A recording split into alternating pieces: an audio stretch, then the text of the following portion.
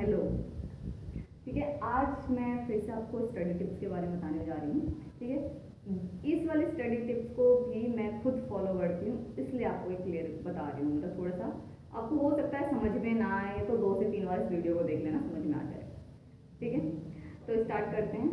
तो सबसे पहले तो ये कि अगर आप सब कहते हो कि हम कोई भी चैप्टर पढ़ते हैं तो हमको क्या होता है, लॉन्ग टाइम तक याद नहीं रहता।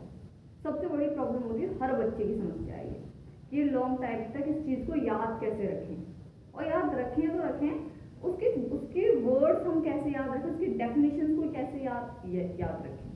तो सबसे बेस्ट तरीका है कि आप किसी भी चैप्टर को पढ़ते हैं तो उसको किस वे में आपको पढ़ना है, वो मैं आपको तरीका बताती हूँ जो मैं खुद फॉलो करती हूँ। सबसे पहले क्या करना है, जस्ट आपको उस चैप्टर की क्या करनी है, आपको रीडिंग करनी है। ठीक है, ये बिना सोचे कि इस चैप्टर का नाम क्या है, कौन सा सब्जेक्ट है, इस चैप्टर में कितने पेजेस हैं, ये सब बिना सोचे जस्ट आपको क्या करनी है, रीडिंग करनी है।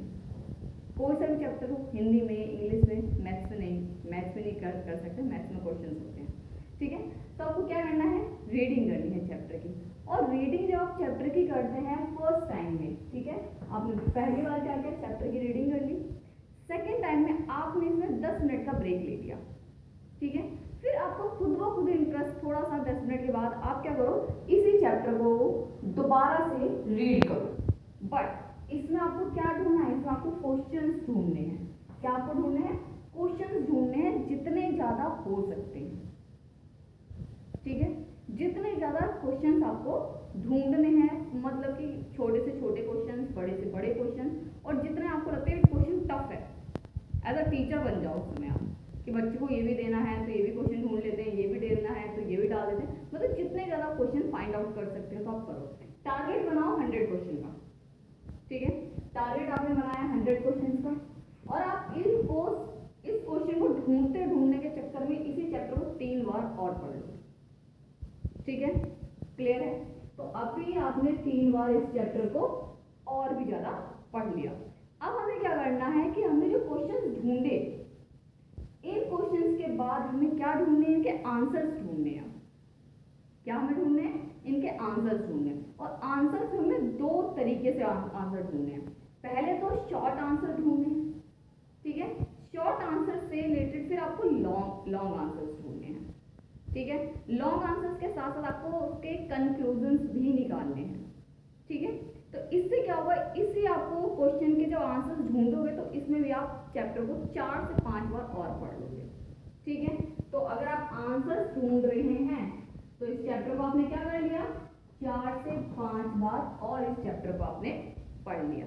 क्लियर है ये?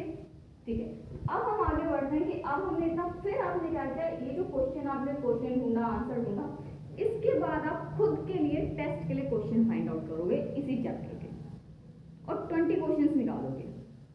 20 क्वेश्चंस निकालने के लिए आपको क्वेश्चंस देखने पड़ेंगे, एक बार चैप्टर को फिर उठा के देखना पड़ेगा, क्या पता एक आध क्वेश्चन आपको मिल जाए, और उसी टाइम में आप 2 बार उस चैप्टर को और भी ज़्यादा पढ़ लेंगे।